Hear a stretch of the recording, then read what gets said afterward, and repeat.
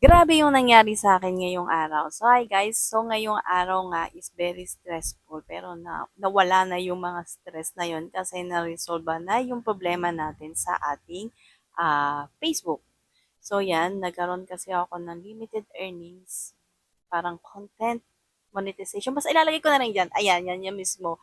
Ayan yung naging problema ng aking Facebook. So pagkagising ko, kasi every time na gumigising talaga ako, chinecheck ko kung meron akong violation. Ayan yung bumungad sa atin. So, hindi ko alam kung paano siya kasi kada pindot mo ng view, hindi siya mapindot-pindot. So, ayaw. And then, lahat naman sa mga pinag-check ko lahat, healthy naman, walang violation, pati yung mga ads on risk and stars and in-stream, okay naman. So, di ko alam kung ano yung violation na nagawa ko. Kaya naman, dinilit ko agad yung ka-upload ko lang kagabi. So, nag-upload ako kagabi, dinilit ko siya. Although wala pa naman siya masyadong views, kaya hindi pa ako nang hinayang. So, pagka-check ko, andun pa rin yung violation. Hindi pa rin siya nawawala. Then, meron akong mga posts na picture. So, hindi naman siya ka-violation, pero dinilit ko pa rin. Kahit wala akong nakikitang ika-violate ng picture na yon, okay, delete para mawala na lang yung ating limited earnings. Basta may ganyan eh. Tapos, pag-check ko, andun pa rin. So, delete na naman ako ng isang video. So, yung video na yan, itong mga magkakasunod na video na i-delete ko is sinacrifice ko talaga siya kasi matataas yung views niya. So, yung isang video na dinelete ko dyan is 143k views. So, hindi ko lang alam kung maapektuhan yung earnings noon.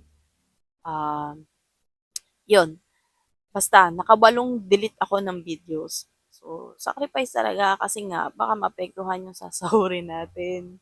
So, yan. Tapos, wala. Wala pa rin nangyayari. So, hindi ko alam kung anong mali kung nasaan, kung anong video yung nagka-violation ako. So, nag-search ako sa Google, nag-search din ako dun sa iba't ibang platform kung paano, mga nag-tutorial. And wala naman akong makuhang sagot, unfortunately. Kasi gano'n din naman yung kanilang ginagawa. So, yung last na naisip ko is mag-login. Mag-login sa laptop kasi sa laptop mas makikita ko ang kabuuan ng mga content and yung mga dollar sign. Kasi dati dun naka-laptop ako, nasira nga lang. Pero ngayon, nanghiram ako ng laptop. So, doon ko na chinek. So, pag-open ko, din diretso talaga ako doon sa content, sa mga content ko. And doon makikita mo lahat na kung naka-green ba yung dollar sign or red, And nakita ko Boylan. Nakita ko siya. Andyan siya, red. Pa-delete na ako dyan sa video na yun. Hindi ko lang siya ma-delete kasi nga, nanghihinayang na talaga ako kasi 8 videos na yung na-delete ko na matataas yung views. So, sana hindi naapektuhan yung earnings no, ng mga nakaraang kasi medyo nag-gather din naman siya ng medyo mataas-taas. So, yun yung kung naka-experience kayo ng ganitong pagkaka-stress. So, check nyo muna sa laptop nyo bago kayo mag-delete ng mga videos ninyo kasi sayang yung videos na na-delete ko. So, yun, sana may natutunan kayo sa ganitong experience. So, basta pag nakita nyo na nagkulay red yung inyong dollar sign, so delete nyo na agad yun. Yun na yung dahilan. So, yun lang guys. At least, nakita ko na agad yung problema.